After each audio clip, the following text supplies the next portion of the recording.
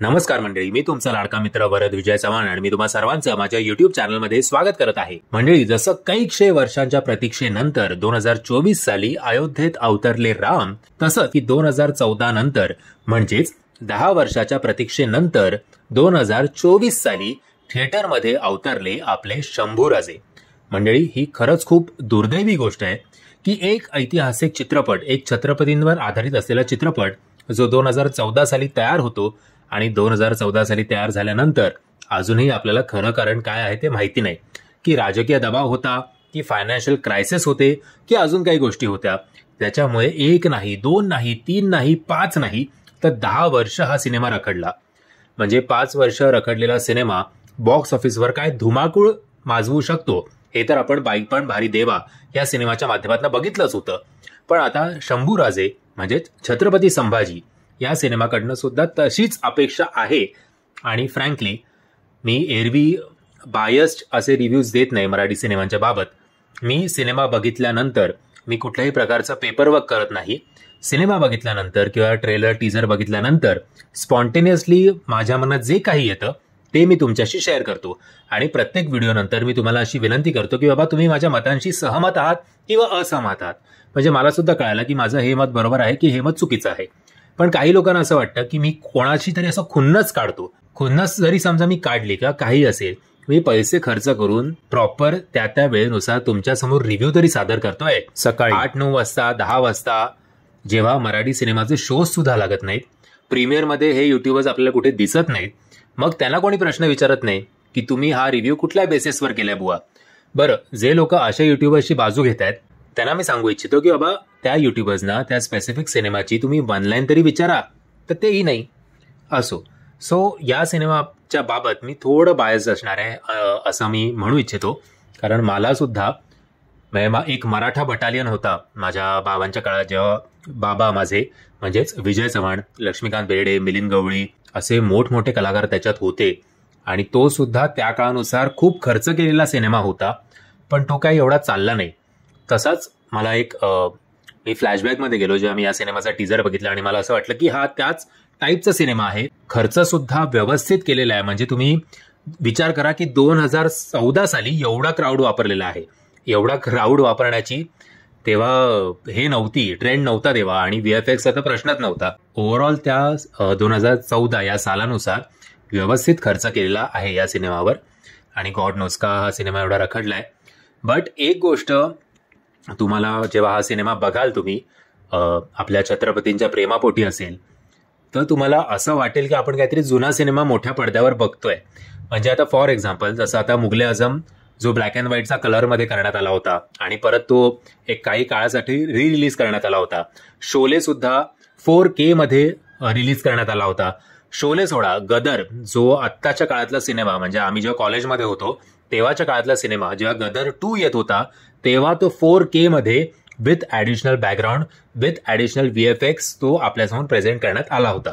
आता ऑब्व्हियसली या सिनेमाकडनं अशी अपेक्षा नाही आहे, कारण बजेटमुळे जो सिनेमा इतकी वर्ष रखडतोय तो अजून पैसे ह्याच्यावर प्रॉडक्टवर का करेल.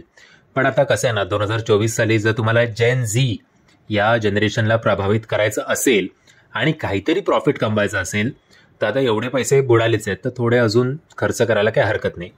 असो, ही गोष्ट आहे जेव्हा आपले संभाजीराजे, एक आईचं प्रेम काय असतं, त्याच्या विणा कसे मोठे झाले, आणि मग आपल्या शिवाजी महाराजांनी त्यांना कसं मातृप्रेम न मिळता त्यांना कसं ओव्हरऑल त्या फ्रस्ट्रेशनमधनं, त्या जी बालपणी एका आईची गरज असते त्यातनं कसं त्यांना बाहेर काढण्याचा प्रयत्न केला.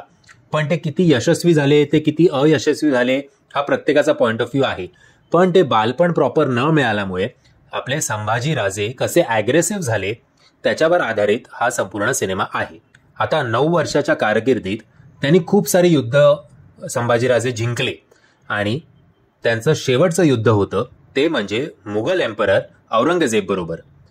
आता सुरेशजींनी ही जी कथा लिहिलेली आहे ती तुम्हाला बरेच वेळा असं वाटेल की ऐतिहासिक आपण नाटक बघतोय. म्हणजे जेव्हा रायगडाला जेव्हा जाग आली असं आपण नाटक ऐकलं होतं. मी ते नाटक बघितलं नाही, पण आता अमोल कोल्हेंचे जर तुम्ही बघितलेत की ओपन ग्राउंड शोज असतात, तशा प्रकारचं आपण काहीतरी ऐतिहासिक नाटक बघतोय असं आपल्याला किंवा आत्ताच्या जनरेशन जेन झीला वाटेल. कारण हे जे सगळे वाक्य आहेत ते कदाचित त्यांना किती पचतील किती नाही पचणार, हा असा ऍक्टिंग का करतोय, असं ओव्हर ऍक्टिंग का करतोय, असं सुद्धा त्यांना प्रश्न पडू शकतो. बट ज्या लोकांना आपल्या शिवाजी महाराजांबद्दल, संभाजी महाराजांबद्दल प्रेम असेल त्यांना ही गोष्ट नक्कीच आवडेल, रादर दॅन अशा युवकांना ज्यांना ड्रामा म्हणजे कोरियन ड्रामा आवडतो.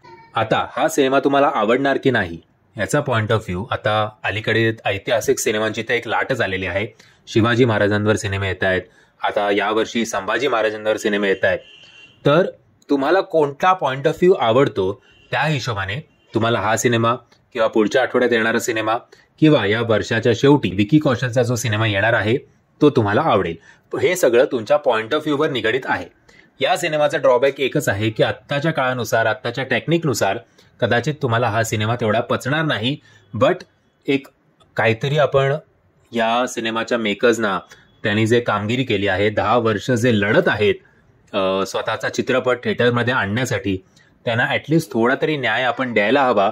म्हणून जर तुम्ही हा सिनेमा बघायला गेलात तर तो पॉइंट ऑफ व्ह्यू ठेवून जा की हा सिनेमा तुम्हाला आत्ताच्या काळातला वाटणार नाही, बट बाकी ओव्हरऑल हा सिनेमा तुम्हाला एंटरटेन करेल.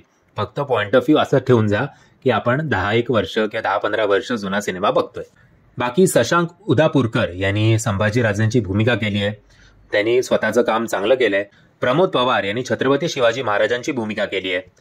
कामं सगळ्यांची चांगली आहेत. रजत कपूर असेल ज्यांनी औरंगजेबाची भूमिका केली आहे, किंवा मृणाल कुलकर्णी असेल ज्यांनी सोयराबाईंची भूमिका केली आहे, मोहन जोशी यांनी अण्णाजी पंत यांची भूमिका केली आहे, भरत दाभोळकर, हंबीरराव मोहिते, तर लोकेश गुप्ते हे जरा भाव खाऊन जातात कवी कलाश म्हणून, आणि दिलीप ताहेर यांनी एक चांगलं स्वतःची छाप मांडण्यात ते यशस्वी झालेले आहेत मुकारब खान म्हणून. बाळ धुरी यांनी बालाजी पंतची भूमिका केली आहे, तर दीपक शिर्के यांनी दिलेर खानची भूमिका केलेली आहे. ओव्हरऑल कामाच्या बाबतीत असेल किंवा सगळ्या गोष्टी चांगल्या आहेत. पण हा सिनेमा जर 2014 ते 2016-17च्या काळात आला असता तर जास्त प्रभावी ठरला असता. पण अजूनही मी तुम्हाला विनंती करतो की त्या काळानुसार बाबा मेहनत घेतली या लोकांनी, त्या मेहनतीचं फळ अनफॉर्च्युनेटली याला मिळालेलं नाहीये. आत्ता तरी त्यांना ते फळ मिळू दे, म्हणून एकदा तरी हा सिनेमागृहात जाऊन बघा. मी आशा करतो तुम्हाला हा व्हिडिओ आवडला असेल. जर तुम्हाला हा व्हिडिओ आवडला असेल तर प्लीज या व्हिडिओला लाईक, शेअर आणि चॅनलला सबस्क्राईब करायला विसरू नका. जय हिंद, जय महाराष्ट्र.